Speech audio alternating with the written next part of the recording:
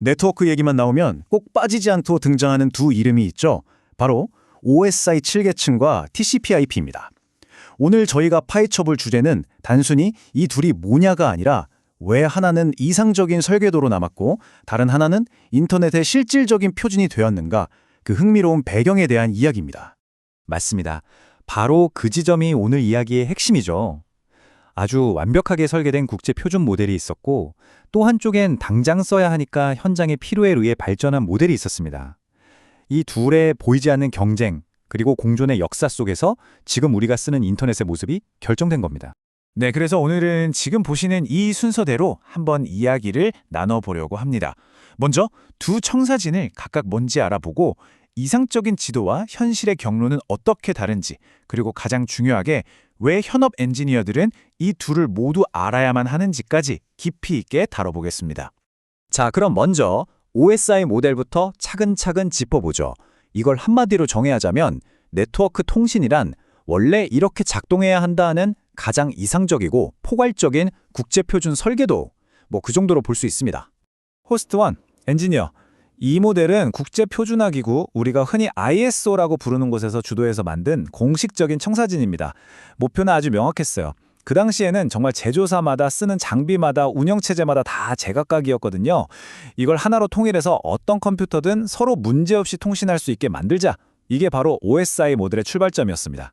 그래서 나온 게 바로 이 7개의 계층인데요. 이 구조의 핵심 철학은 역할의 완벽한 분리입니다. 각 층은 자기한테 주어진 딱 그 일만 책임지는 거예요. 예를 들면 제일 아래 1계층은 그냥 전기 신호를 보내고 받는 물리적인 일만 하고 제일 위 7계층은 우리가 쓰는 프로그램과 소통하는 역할만 담당하는 거죠. 이렇게 역할을 칼같이 나누면 뭐가 좋으냐면요. 문제가 생겼을 때 어디서 생긴 건지 찾기가 쉬워지고 개발하기도 훨씬 편해진다는 장점이 있습니다. 자, 여기까지가 이제 이상적인 모델 OSI에 대한 설명이었고요. 그럼 이제 실제로 지금의 인터넷을 움직이고 있는 주인공이죠. TCP/IP 이야기로 넘어가 보겠습니다. 근데 엔지니어님, 듣다 보니까 딱 궁금한 게 하나 생기네요. 아니, 이렇게 완벽한 이론적인 설계도가 있는데 왜 정작 현실 세계는 다른 길을 선택한 걸까요? 아마 많은 분들이 이 지점을 가장 궁금해하실 것 같습니다. 네, 그게 정말 핵심적인 질문이죠. 답부터 말씀드리면 TCP/IP는 어떤 위원회에서 머리를 맞대고 설계한 모델이 아닙니다. 이건 미 국방성의 아르파넷, 그러니까 인터넷의 전신이죠. 이걸 실제로 구축하는 과정에서 자연스럽게 진화한 기술들의 묶음이에요. 처음부터 목표는 단 하나, 어떻게든 안정적으로 데이터를 전송하자는 실용적인 목적에 맞춰져 있었던 겁니다. 아하하, 듣고 보니 이런 비유가 떠오르네요. OSI 모델이 건축의 모든 원칙과 이론을 담아놓은 두꺼운 백과사전이라면 TCP/IP는 건설 현장에서 감독관들이 실제로 건물을 올리려고 너덜너덜해질 때까지 보는 실전 필드 매뉴얼 같은 느낌이네요. 네, 그 비유가 아주 정확합니다. 그럼 이제 두 모델이 구체적으로 어떻게 다른지 한번 표를 보면서 직접 비교해 보겠습니다.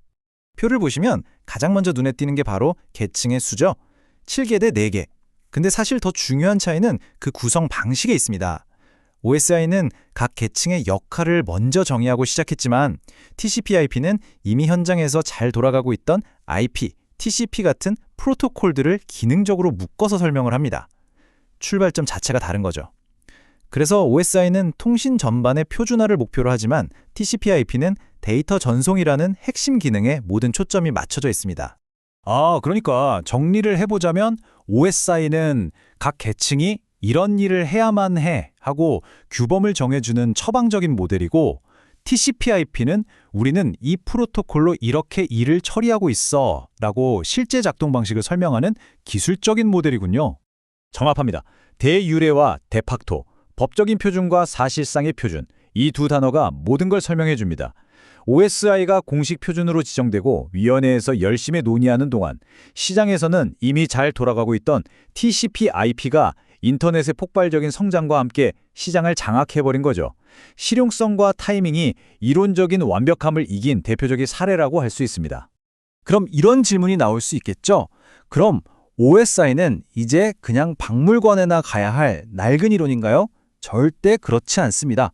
마지막으로 왜 오늘날의 기술 전문가들이 이 두 가지를 모두 알아야만 하는지 그 이유를 한번 살펴보겠습니다. 호스트 1, 엔지니어. 현업에서는 이 둘을 경쟁 관계로 보지 않습니다. 오히려 완벽하게 상호 보완적인 관계로 보죠.